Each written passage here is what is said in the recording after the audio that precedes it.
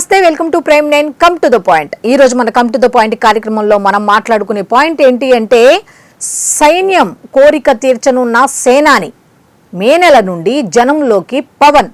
అసలు సైన్యం కోరిక ఏంటి, అసలు సడన్ గా మే నెలలో వచ్చే నెల నుండి జనంలోకి పవన్ ఎందుకు వెళ్ళాలనుకుంటున్నారు అనే దాని మీద అయితే ఖచ్చితంగా మనం మాట్లాడుకోవాల్సిన అంశం కాబట్టి మాట్లాడుకుందాం.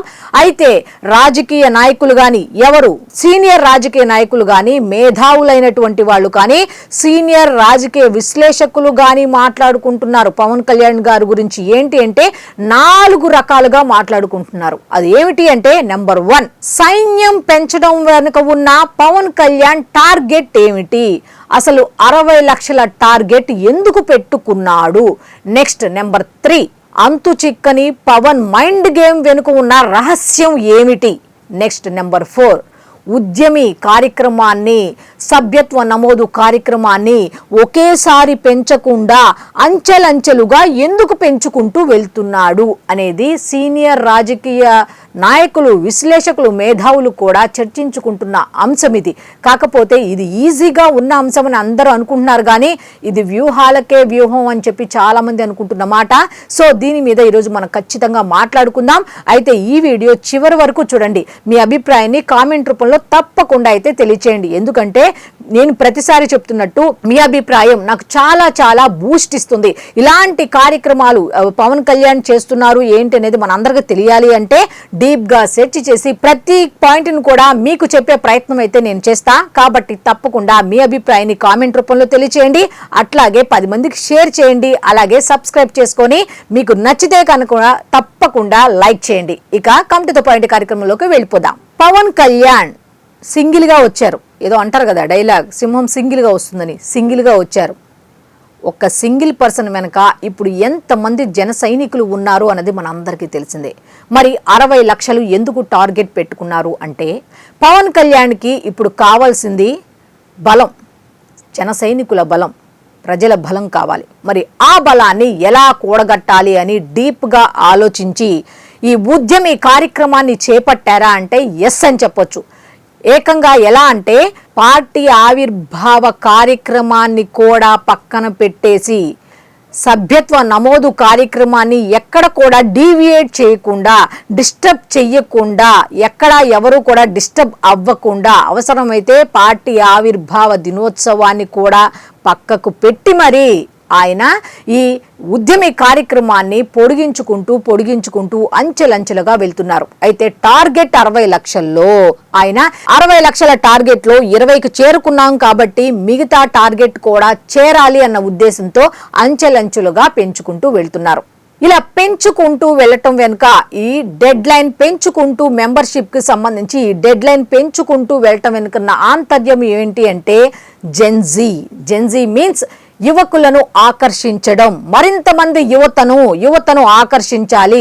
ఇప్పుడు ఉన్న మేధస్సు, ఇప్పుడు ఉన్నటువంటి తెలివితేటలు కలిగిన యువతను ఆకర్షించడం జనసేనకి చాలా చాలా ఇంపార్టెంట్.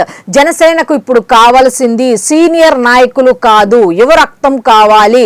దేనికైనా సరే అన్యాయం జరుగుతున్నప్పుడు తెగించి పోరాడే యువశక్తి కావాలి అన్న ఉద్దేశంతో ఈ ఉద్యమి కార్యక్రమాన్ని తీసుకొచ్చారు. ఎలా?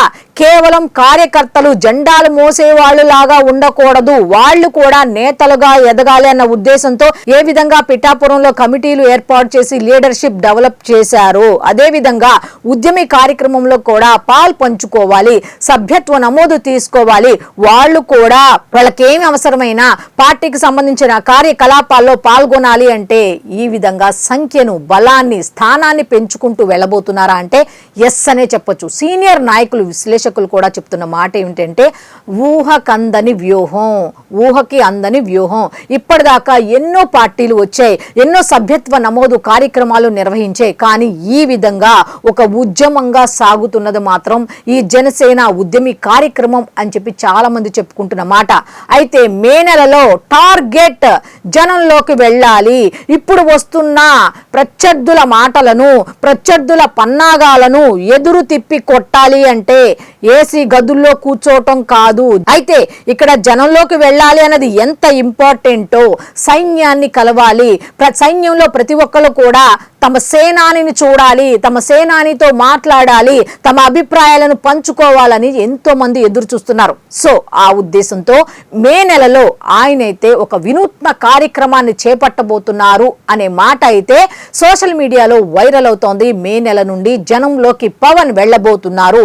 ముందు సైనికులను కలిసి ఆ తర్వాత ప్రతి ఒక్కళ్ళ దగ్గరికి వెళ్ళి వాళ్ళ ఫీడ్బ్యాక్ అసలు ఎట్లా ఉంది, కూటమి ప్రభుత్వ పనితీరు ఎలాగుంది, జనసేన నాయకులు ఆయా నియోజకవర్గాలకు సంబంధించి ఎలా స్పందిస్తున్నారు ప్రజల సమస్యల మీద, అలాగే కూటమి నేతలతో సమన్వయం చేసుకుంటూ జన సైనికులు ఎట్లా ఉంటున్నారు ఏంటి అనే దాని మీద కూటమి నేతలే కాదు మిగతా వాళ్ళందరి జనంతో కూడా మమేకమవుతూ వాళ్ళ సమస్యలు తెలుసుకుంటున్నారా లేదా, ఏ విధంగా గ్రౌండ్ లెవెల్లో వర్క్ జరుగుతోంది లేదు అనేది తెలుసుకోవటానికి ఆయన మే నెలలో ఒక వినూత్న కార్యక్రమాన్ని చేపట్టబోతున్నారు అనే వార్త అయితే బయటకు వచ్చింది.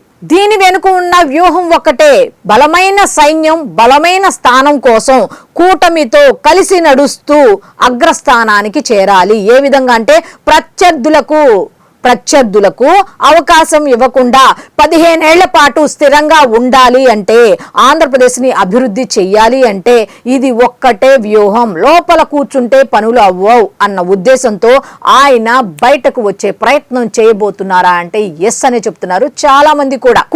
కూటమి అంటూనే కూటమిలో ఉంటూ ఏ విధంగా జనసేన పార్టీని డెవలప్ చేసుకుంటున్నారు అనేది గ్రామాల్లోకి వెళితే వాళ్ళు చెప్తారు. జనసేన పార్టీ అధ్యక్షులు పవన్ కళ్యాణ్ గారు ఆయన దయ వల్ల మాకు ఈ రోడ్డు వచ్చింది, డిప్యూటీ సీఎం పవన్ కళ్యాణ్ దయ వల్ల మాకు నీటి వసతి కల్పించారు, మాకు చీకటి బ్రతుకులో ఉన్న వాళ్ళకి కరెంటు తెప్పించి వెలుగులు నింపారు అంటూ ఏ విధంగా జనసేన పార్టీని అంటే ఒక అధికారంలో ఉంటూ పార్టీని కూడా బలోపేతం చేసుకోవచ్చా అంటే ఎస్, ఎందుకు చేసుకోకూడదు, చేసుకోవచ్చు అని నిరూపించారు పవన్ కళ్యాణ్ గారు.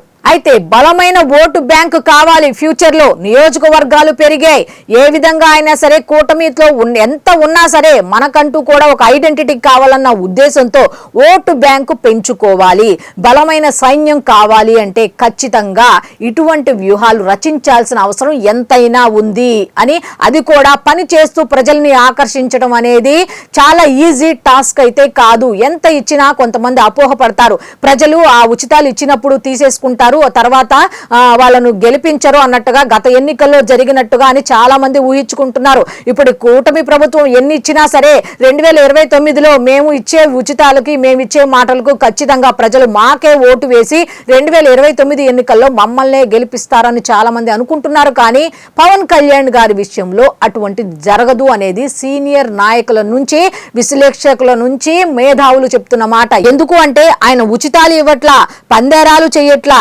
డెవలప్ చేసుకుంటూ వెళ్తున్నారు. డెవలప్మెంట్ అంటే ఒక వ్యక్తి ఒక శక్తిగా మారి ఒక పదవిలో ఉంటే డెవలప్మెంట్ అనేది ఏ విధంగా జరుగుతున్నది అనేది చేసి చూపిస్తున్నారు. అయితే మొత్తానికి డిప్యూటీ సీఎం పవన్ కళ్యాణ్, జనసేన అధ్యక్షులు పవన్ కళ్యాణ్ ఒక భారీ వ్యూహంతో మే నెలలో అయితే జనంలోకి రాబోతున్నారు అన్నట్టుగా తెలుస్తోంది. అయితే చూద్దాం ఎటువంటి వ్యూహాలకు ఆయన పదును పెట్టి, ఇప్పుడు ఆల్రెడీ ఆయన వ్యూహం అన్నారు కాబట్టి ప్రతి వ్యూహాలు రచించడానికి కూడా చాలా మంది కూడా సిద్ధంగా ఉంటారు.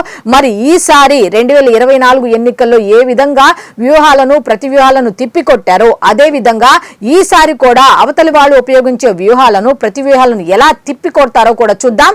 గ్రామీణం నుంచి నగరాల వరకు కేడర్ ని డెవలప్ చేసి దాని మీద ఫోకస్ చేశారా అంటే ఎస్ అని చెప్పొచ్చు. ఎందుకంటే గ్రామీణ స్థాయిలో డెవలప్ చేసుకుంటూ నగరాల వరకు వెళ్ళాలి అంటే అంత ఈజీ టాస్క్ కాదు. కాబట్టి ఆయన ఫోకస్ అంతా కూడా పార్టీ డెవలప్మెంట్ మీదే కాన్సన్ట్రేషన్ చేశారు. కాబట్టి ఈ విధంగా సైన్యం దగ్గరికి వెళ్ళాలి, కాబట్టి సైన్యాన్ని కలవాలి, కాబట్టి వాళ్ళ సహాయ సహకారాలు తీసుకోవాలి. కాబట్టి వచ్చే నెల నుంచి మే నెల నుంచి జనంలోకి ఆయన వెళ్లే యోచనలో ఉన్నట్టుగా తెలుస్తోంది.